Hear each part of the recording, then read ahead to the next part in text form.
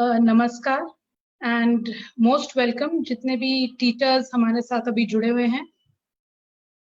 And आज हमारा जो सेशन होने वाला है वो होने वाला है बौद्धिक अक्षमता।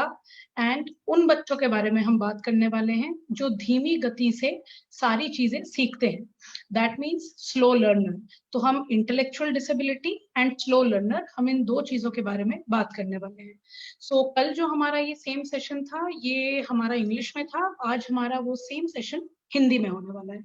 सो ओके, सो हम लोग अपना प्रेजेंटेशन स्टार्ट करते हैं।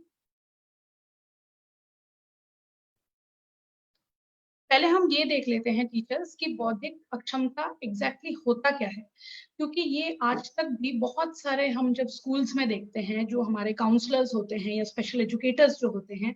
या even parents for that matter, उनको भी अभी तक बहुत हद तक कहीं ना कहीं एक बहुत कंफ्यूजन रहती है कि हम बौद्धिक अक्षमता एग्जैक्टली किस आईक्यू लेवल से स्टार्ट होता है, एंड जो अब हम स्लो लर्नर की बात करते हैं वो एग्जैक्टली कितने से कितने आईक्यू तक हम डायग्नोस कर पाते हैं बच्चों को। तो आज हम थोड़ा सा डेफिनेशन भी देखेंगे कि इंटेलेक्चुअल डिसेबिलिटी का मतलब क्या होता है, एंड वो हमारा भारत में कितनी ज्यादा उसकी प्रेवलेंस है, मतलब कितने बच्चों में ज्यादातर ये डायग्नोसिस पाई जाती है। सो अगर मैं बौद्धिक अक्षमता की बात करूं, मेनली इसमें अगर हम देखें दो एरियाज में ये बच्चे अफेक्टेड होते हैं। दैट मीन्स दो ऐसे मेन एरियाज हैं जिनमें इनकी कमजोरी देखी जाती है। दो चीजें कौन सी हैं? एक है उनके बिहेवियर, जो अगर ओवरऑल व्यवहार की हम बात करें। सेकंड चीज ये है जो भी उनके एडेप्टिव स्किल्स होते हैं, जैसे कि ब्रश करना, टॉयलेट जाना, खाना, और इंडिपेंडेंटली ये अपने दम पे ये जो बच्चे हैं जिनको बौद्धिक अक्षमता होती है, ये लोग बहुत बार अपने तरीके से चीजों को नहीं कर पाते हैं। इनको कहीं ना कहीं बहुत ज्यादा सपोर्ट की जरूरत होती है, चाहे वो अध्यापकों की तरफ से मैं सपोर्ट बोलूं या मैं माँ बाप की तरफ से सपोर्ट बोलूं या स्कूल के साइड से सपोर्ट बोलूं। तो इन दोनों एरियाज में अगर हम अगर कोई बच्चा ऐसा देखें जिनको इन दोनों मेन एरियाज में कोई कमजोरी दिखती है, दैट मीन्स हम कहीं ना कहीं इस बच्चे को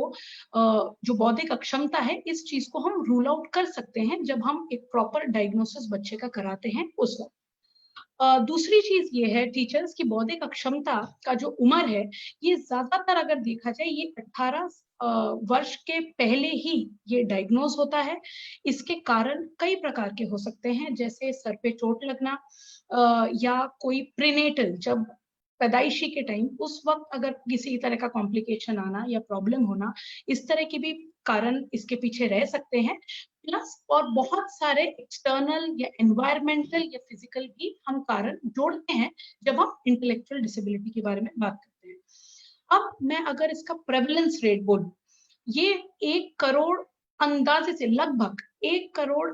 बच्चों में या व्यक्तियों में ये डायग्नोसिस हमको मिला है। जो हमारा करंट स्टैटिस्टिक्स है, जो भारत का जो हमारा सेंसस है, उसके अकॉर्डिंग ये जो हमने फैक्ट आप लोगों से साथ शेयर किया है, स्लाइड में आप देख पा रहे होंगे, 1 करोड़ लोगों को लगभग इस तरह की प्रॉब्लम से ये ग्रस्त हैं। ये हम क्यों आपको बताना यहाँ पे हमारे लिए बहुत इंपॉर्टेंट है, क्योंकि एज टीचर्स हम बोले, एज पेरेंट्स बोले, शायद बहुत सारे टीचर्स ऐसे भी हैं जो पेरेंट्स हैं या जिनके आसपास हम इस तरह के बच्चे बहुत बारी आइडेंटिफाई शायद नहीं भी कर पाते हैं। कभी कभी टीचर्स जब इस तरह के डिसऑर्डर की हम बात करते हैं, जो कि हमने पहले वाले सेशंस में डिस्कस किया था, ये एक न्यूरो डेवलपमेंटल डिसऑर्डर का एक टाइप होता है। इसमें ज्यादातर जब हम पेरेंट्स को जब इंक्वायर करते हैं, जब चेकलिस्ट बनाते हैं, उनसे सवाल पूछते हैं, बहुत बारी ओवर डायग्नोसिस का प्रॉब्लम रहता है या अंडर डायग्नोसिस का प्रॉब्लम रहता है। सो ये हमारा यही सेशन एक करने का जरिया है ताकि आप लोग भी ये चीजें समझ पाए कि एग्जैक्टली बौद्धिक अक्षमता के क्या लक्षण हैं, एग्जैक्टली क्या साइंस एंड सिम्टम्स हैं, और आप लोग अगर किसी बच्चे को हम डायग्नोस भी करते हैं तो हमारे लिए कौन से लक्षण बहुत इंपॉर्टेंट है और कौन से उसके निर्धारित जो और लक्षण है, हम वो भी अभी जानेंगे हमारे आने वाले स्लाइड्स में।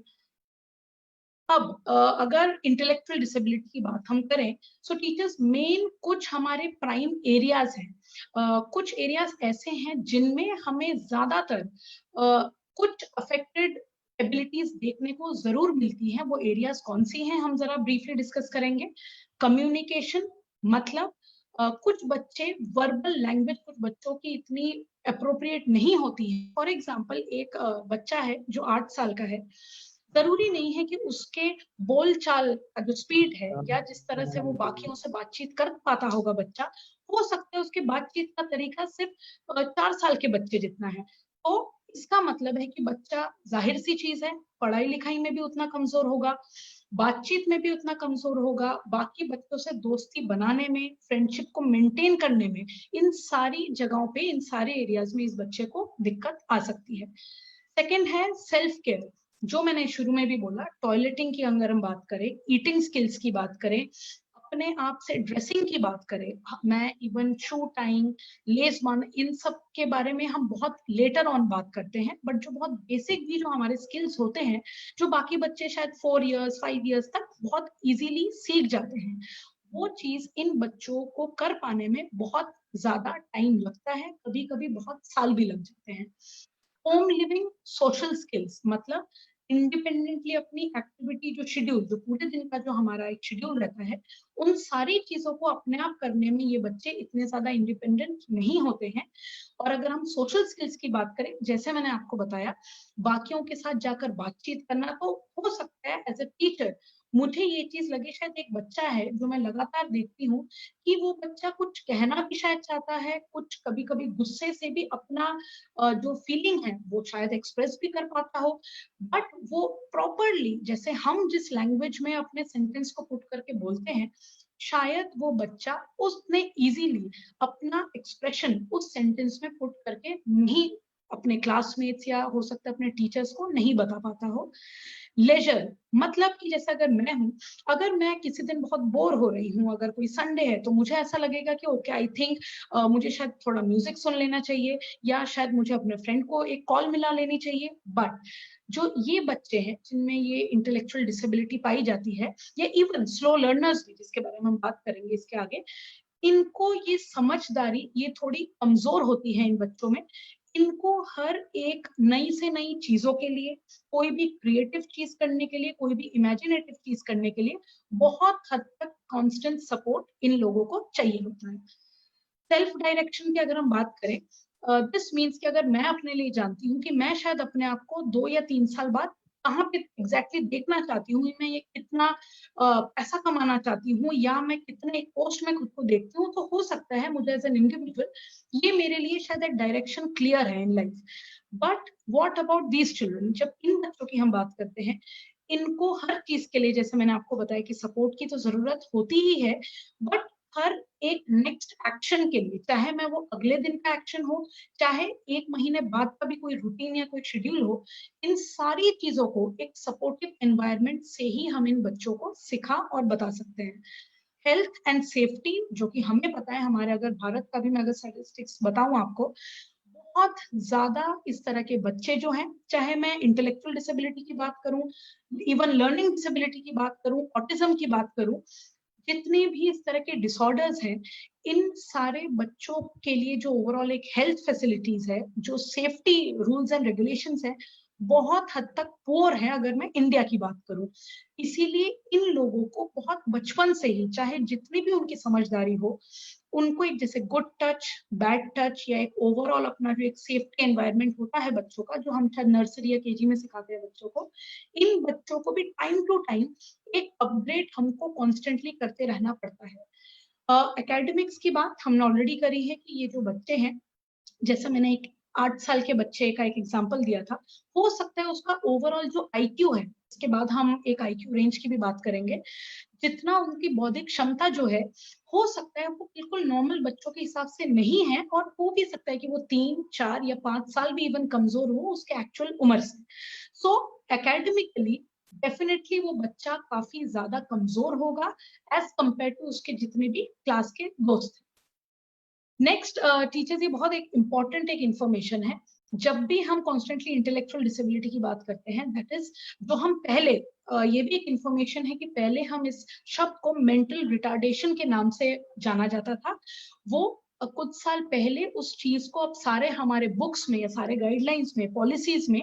ये शब्द जो है इंटेलेक्चुअल डिसेबिलिटी से ये टर्म जो है रिप्लेस किया गया है, ताकि क्योंकि अब ये देखा गया है ज्यादातर लोग ज्यादा अवेयर होते जा रहे हैं इन चीजों के बारे में। That is why this kind of change has been done.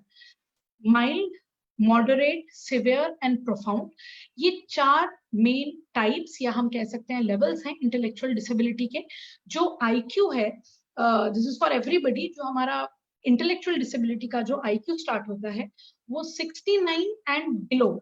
And it can go till below 20 even. सो 69 से जो इतना बड़ा जो रेंज है इंटेलेक्चुअल डिसेबिलिटी का, अगर इसके बीच में कहीं पे भी बच्चा फॉल करता है, हम उसको ना ही सिर्फ डायग्नोसिस देते हैं इंटेलेक्चुअल डिसेबिलिटी का, बट हम इसमें लेवल भी अपने रिपोर्ट में हमेशा मेंशन किया जाता है, चाहे वो माइल्ड हो जो कि 50 से 69 आईक्यू तक है, मॉडरेट जो है वो 35 से 49 तक है, सिवियर इंटेलेक्चुअल डिसेबिलिटी जब हम बोलते हैं 20 से 34 तक है, and profound intellectual disability 20 and below से स्टार्ट होता है।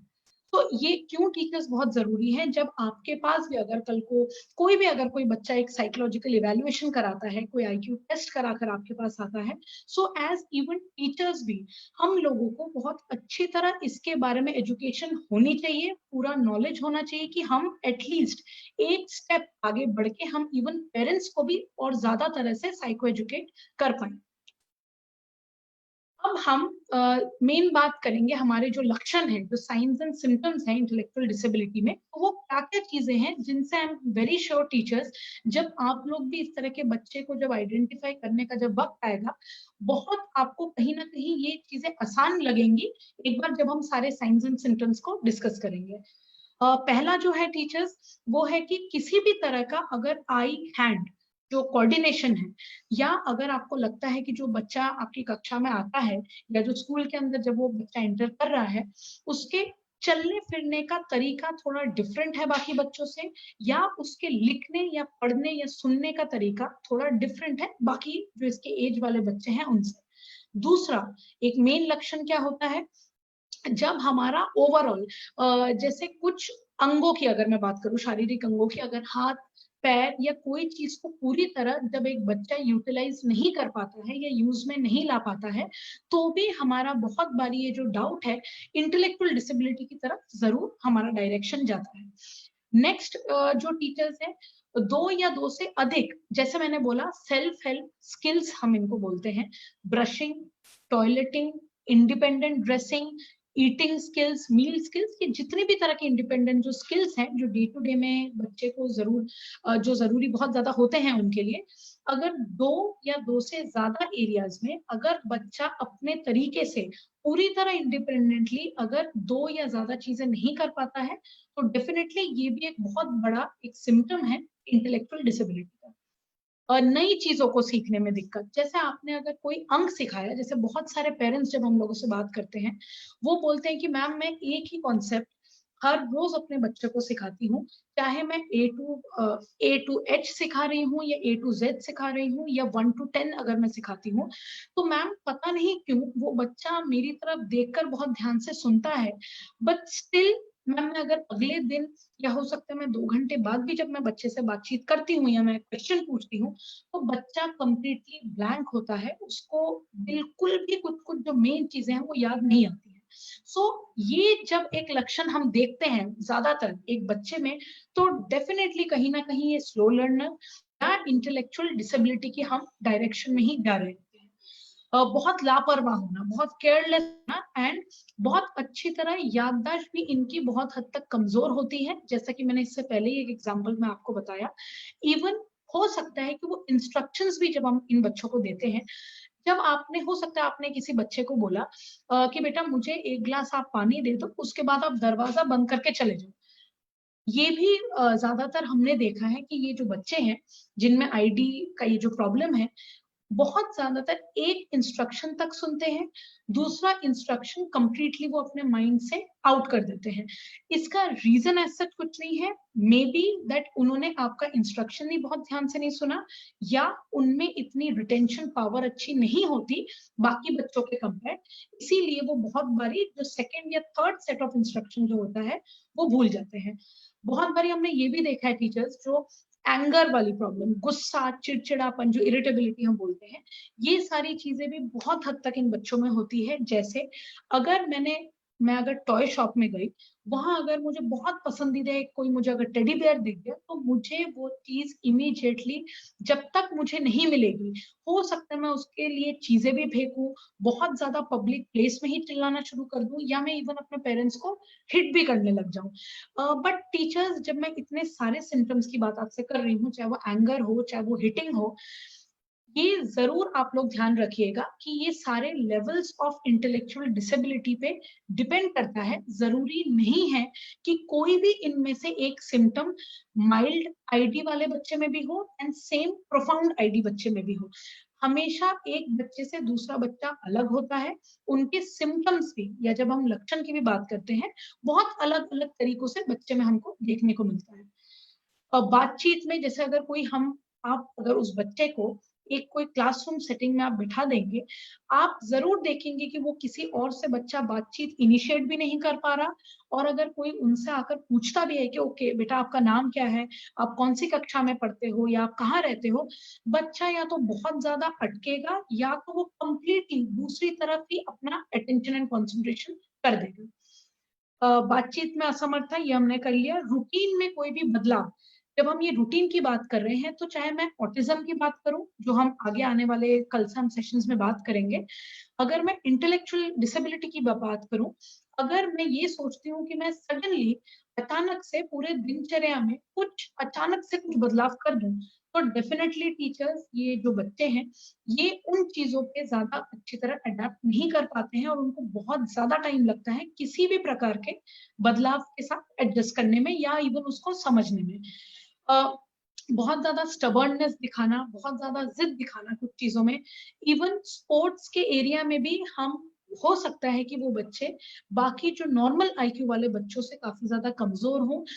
कभी कभी ये भी जरूर देखा गया है टीचर्स कि इन बच्चों में म्यूजिकल एलिमेंट या म्यूजिकल इंटेलिजेंस, या जो हम डांस के लिए जो काइनेस्थेटिक इंटेलिजेंस बोला जाता है, कुछ कुछ बच्चों में ये बहुत ज्यादा रूप से भी पाई जाती है। बट ऐसा जरूरी नहीं है कि हर बच्चा जिसको बौद्धिक अक्षमता है, जरूरी नहीं है कि हर किसी में एक्स्ट्राऑर्डिनरी टैलेंट हो। बट कई बार हमको इन बच्चों में देखने को हमारे रिसर्च में जरूर ये चीज मिली है।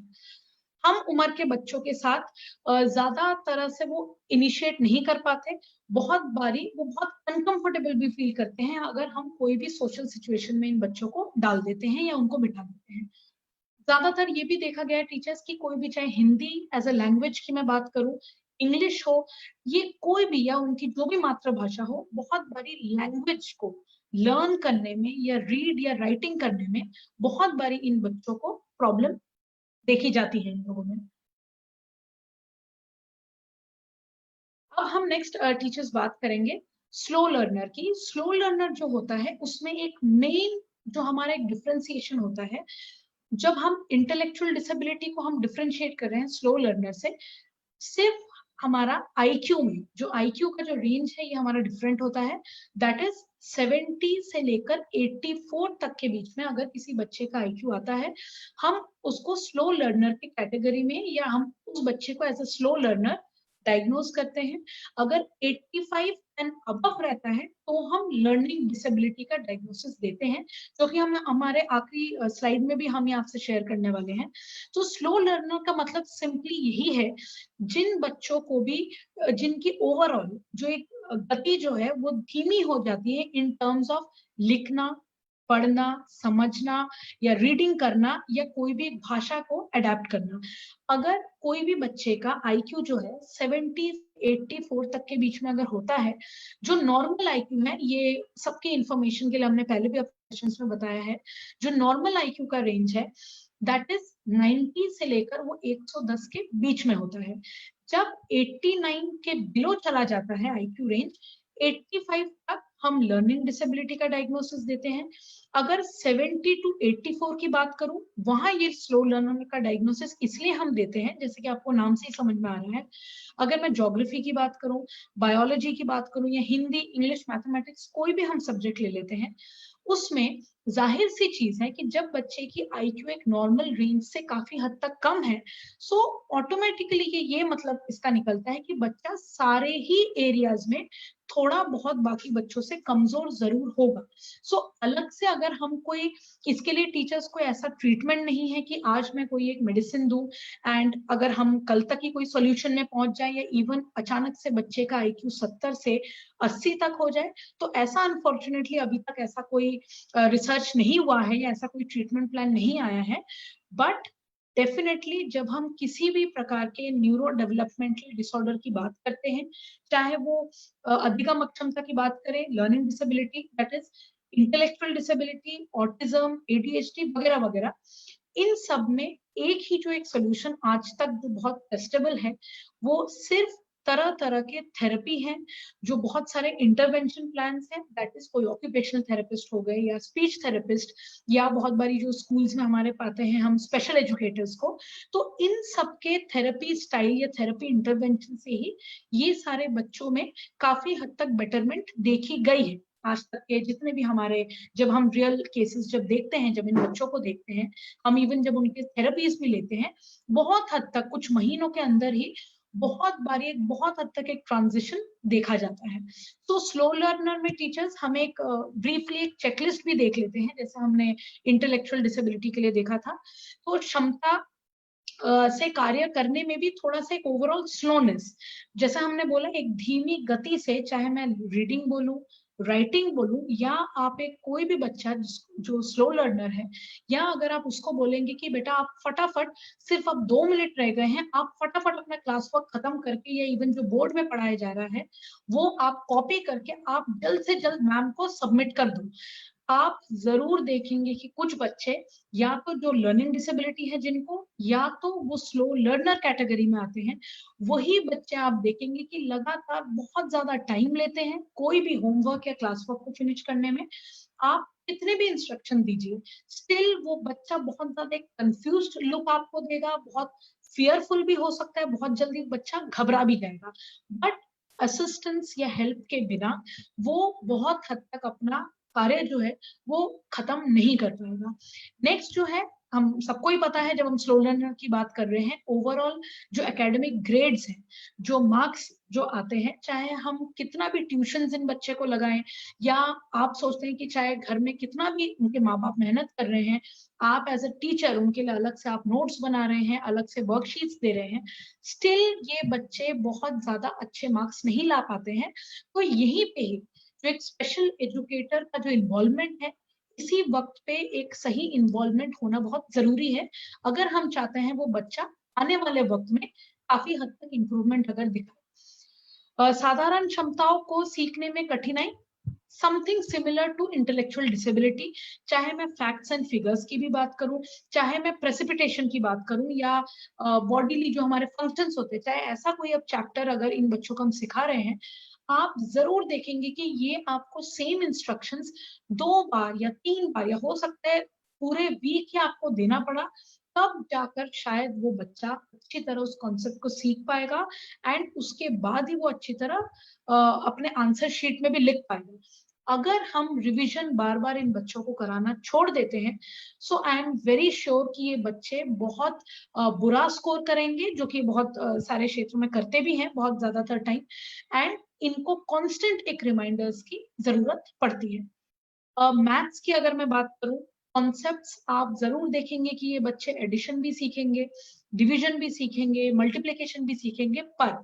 डिफरेंस इनमें तभी आता है टीचर्स, जब हम देखते हैं कि अगर आपने किसी तरह का प्रॉब्लम सम्स अगर इन बच्चों को आपने दिया, बच्चा बहुत हद तक कंफ्यूज हो जाएगा, हो सकता है वो मैथ्स एज अ सब्जेक्ट पढ़ना ही ना चाहे, उस एक सब्जेक्ट से इतना ज्यादा उसको डर लग जाएगा। क्यों? क्योंकि जितना भी हमारा लैंग्वेज कैपेसिटी है इन बच्चों में बहुत हद तक कमजोर है। ये ही एक सबसे बड़ा कारण है जिस वजह से ये बच्चे गणित में बहुत ज्यादा हम इनकी धीमी गति देख पाते हैं। शायद हो सकता है बच्चा हिंदी भी एक हद तक समझ जाए या इंग्लिश में भी एक हद तक प्रयास करे वो चीज सीखने की, पर जब गणित की बात आती है, साइंस की बात आती है, तो बहुत सारे बच्चों को बहुत स्लोनेस इन सब्जेक्ट्स में दिखना बहुत लाजमी है। सेम जैसे हमने बौद्धिक अक्षमता की बात करी, कन्वर्सेशंस में इन्वॉल्व होना, बाकी बच्चों से दोस्ती करना या इवन दोस्ती बरकरार रखने में ये बच्चे फिर भी कई हद तक सफल होते हैं। जैसे कि इंटेलेक्चुअल डिसेबिलिटी की अगर मैं बच्चों की बात करूं, वो इवन मेंटेन भी नहीं कर पाते हैं फ्रेंडशिप, इवन इनिशिएट भी नहीं कर पाते हैं, बट उनसे थोड़ा बहुत 30 to 40% बेटरमेंट आप children with slow learner who are slow learner, आप इनमें जरूर एक डिफरेंस देख पाएंगे। एक जो सेल्फ कॉन्फिडेंस की अगर हम बात करते हैं, सेल्फ एस्टीम की बात करते हैं, स्लो लर्नर में टीचर्स ये बहुत जरूरी है हमारे लिए। जब अगर शायद कुछ वो टीचर्स हैं जो मुझे सुन रहे हैं, जो हमारे लर्निंग डिसेबिलिटी वाले सेशन में भी हमारे साथ जुड़े थे, उसमें मैंने बोला था कि लर्निंग डिसेबिलिटी के जो बच्चे हैं बहुत हद तक उनमें self confidence and self esteem बहुत पुअर होता है। सो ये क्या वजह होती है जो कि इंटेलेक्चुअल डिसेबिलिटी में इतनी कॉमन नहीं है? तो टीचर्स इसका एक मेन कारण ये है कि अगर मैं एक बच्चा हूं जो I am a slow learner, for example एक उदाहरण के तौर पे, मैं इतनी भी मेरी अक्षमता नहीं है कि मैं आसपास क्या हो रहा है वो मैं समझ ना पाऊं, बट मैं इतना जरूर समझ पाती हूँ जब मैं हर रोज स्कूल जाती हूँ कि बाकी बच्चे मुझसे क्यों नहीं बात करते, या बाकी बच्चे मेरे पास फ्रेंडशिप करने क्यों नहीं आ रहे, या जो टीचर हैं वो बार बार मुझे ही क्यों पनिशमेंट मिलती है हमेशा क्लास में। सो टीचर्स, इंटेलेक्चुअल डिसेबिलिटी का अगर कोई बच्चा होगा, वो उसका इतना अवेयरनेस, एक सेल्फ अवेयरनेस जरूर नहीं होगा कि वो इतना तक भी समझ पाए कि उनसे कौन इंटरेस्टेड है बात करने में, या किस तरह के फेशियल एक्सप्रेशन बाकी लोग दे रहे हैं या टीचर्स दे रहा है। But as a slow learner या as a child with learning disability, मुझे ये सारी चीजें अवेयरनेस जरूर है कि मैं ये समझ पाऊं कि मेरे साथ कितनी पार्शियलिटी हो रही है या मेरे साथ कितने फ्रेंड्स आकर बात करने के लिए आ रहे हैं। तो ये एक चीज है जो हमें बहुत ज्यादा हद तक ध्यान रखना पड़ेगा। एंड जैसे लोगों से बातचीत पसंद करते भी हैं, स्टिल ये कहीं ना कहीं फेल हो जाते हैं आगे कन्वर्सेशंस को रखने में। तो ये था एक checklist for to identify teachers जो हम स्लो लर्नर बच्चों की बात कर रहे हैं। लास्ट में मैं यही बोलूंगी, जो एक प्राइम डिफरेंस है जो एज टीचर्स भी हमको पता होना चाहिए, एज पेरेंट्स भी पता होना चाहिए, and even as special educators अगर हमारे साथ जो वो लोग भी सुन पा रहे होंगे, मेन डिफरेंस है जब हम स्लो लर्नर की बात करते हैं, दैट मीन्स जैसा मैंने आपको कहा, इन तीनों चीजों में, एक तीनों कॉन्सेप्ट्स में सिर्फ आईक्यू के रेंज का फर्क है। अगर मैं प्राइमरीली बोलूं, जब हम इंटेलेक्चुअल डिसेबिलिटी की बात करते हैं, 69 IQ and below, this means it is the range for intellectual disability, जो बौद्धिक अक्षमता जब हम डायग्नोसिस देते हैं बच्चे को। स्लो लर्नर की अगर मैं बात करूं, 70 से लेकर 84 तक का जो आईक्यू रेंज होता है, इसी में ही हम एक बच्चे का डायग्नोसिस एज स्लो लर्नर दे सकते हैं। ना ही हम इंटेलेक्चुअल डिसेबिलिटी का डायग्नोसिस दे सकते हैं, ना हम लर्निंग डिसेबिलिटी का दे सकते हैं। अब एलडी कब आता है? लर्निंग डिसेबिलिटी 85 अगर किसी बच्चे का आईक्यू रेंज है, 85 से लेकर 110 और अबव,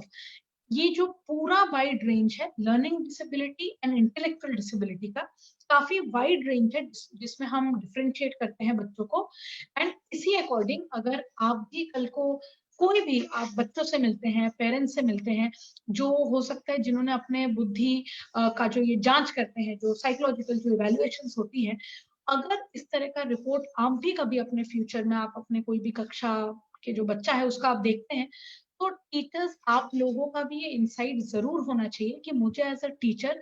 क्या मैनेजमेंट प्लान होना चाहिए मेरा इन बच्चों के लिए। एंड ये बहुत जरूरी है टीचर्स कि हम सिर्फ आइडेंटिफाई करके ना छोड़ें, but even if we are teachers, still हमको एक स्टेप फॉरवर्ड जरूर लेना है ताकि हम उनके पेरेंट्स को बता पाए उनका सिचुएशन, एंड हम बच्चों को भी हेल्प कर पाए उनको और ज्यादा बेहतरी करने में आने वाले कक्षाओं में। सो आप दो तीन चीजें जरूर ध्यान रख सकते हैं। ये सिर्फ इतना ही है कि आप इवन सही तरीके से आइडेंटिफाई करें इन बच्चों को। बाकी बच्चों में, फॉर एग्जाम्पल, कोई एक भी आपके कक्षा में बच्चा है जिसको इंटेलेक्चुअल डिसेबिलिटी डायग्नोज है,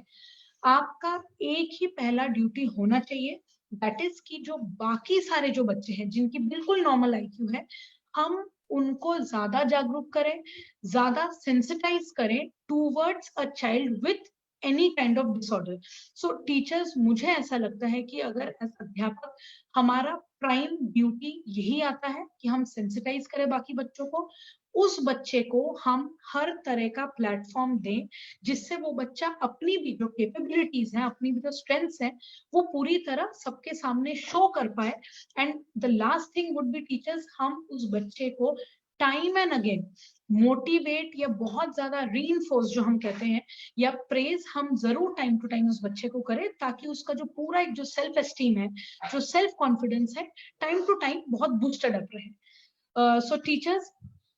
ये सेशन, ये प्रेजेंटेशन था on intellectual disability and slow learner. So मैं यहाँ कुछ लोगों को अपने साथ जुड़ा हुआ देख पा रही हूँ जो मेरा ये सेशन सुन रहे हैं। आपके अगर कोई भी डाउट्स हैं या कोई भी क्वेरीज हैं जो आप मुझसे अभी पूछना चाहते हैं, या आप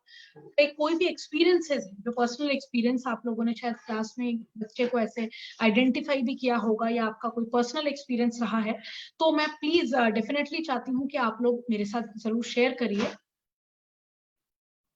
ताकि हम भी जरूर ये चीज समझ पाएंगे कि आप लोगों का भी किस तरह का मैनेजमेंट प्लान रहता है, या आप लोग किस तरह का ट्रीटमेंट प्लान अपनाते हैं, अगर मैं एक स्कूल सेटिंग की बात करूं। तो एनी टीचर, कोई भी टीचर। हेलो मैम, आपकी आवाज बहुत ब्रेक होकर आ रही है। आप टीचर्स अगर कोई हमें फीडबैक भी देना चाहते हैं तो आप जरूर चैट बॉक्स में हमको प्लीज कमेंट करके बताइए। एंड मैम, आपका शायद शायद मुझे लग रहा है कि इंटरनेट कनेक्शन का थोड़ा सा कुछ एरर आ रहा है, तो आप चैट बॉक्स में हमें लिखकर बता सकते हैं, तो मैं वहां से भी ट्राई करूंगी कि मैं आपको। हाँ जी मैम, बताइए।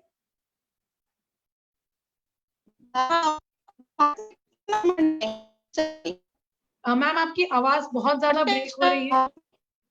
आप प्लीज चैट बॉक्स पे लिख दीजिए, आपके आइकन होगा चैट बॉक्स का, तो आप चाहे तो उस पे लिख सकते हैं। आई थिंक आपके शायद कोई कनेक्शन में कुछ प्रॉब्लम आ रहा है। तब तक कोई और teacher please, if you want to come forward and just share any of your personal experiences with us. कभी आपने अगर इस तरह के बच्चे जब डील किए हैं, या आपने किसी को एज अ सपोर्ट सिस्टम ही आपने कोई किसी तरह के इंटरवेंशन दे पाए हैं।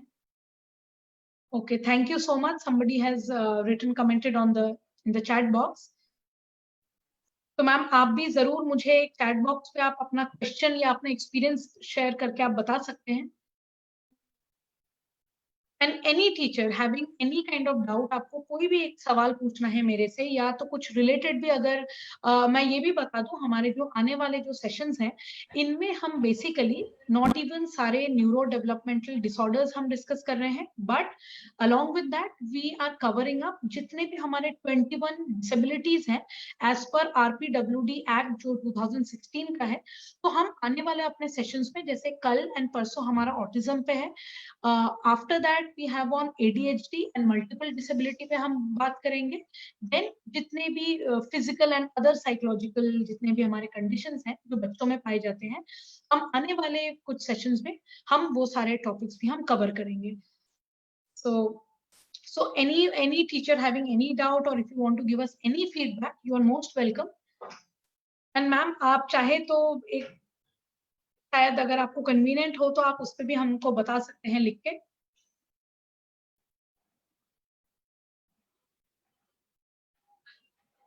So, okay, teachers, I think that there is no doubt or no questions from any teacher. So, ma'am, कोई बात नहीं, हम maybe the next time when we are going to meet, तो तब आपका शायद मैं ज्यादा और क्लैरिटी से समझ भी पाऊँ क्वेश्चन और आंसर भी दे पाऊँ। So, okay, thank you so much, teachers, for joining in, and have a good day.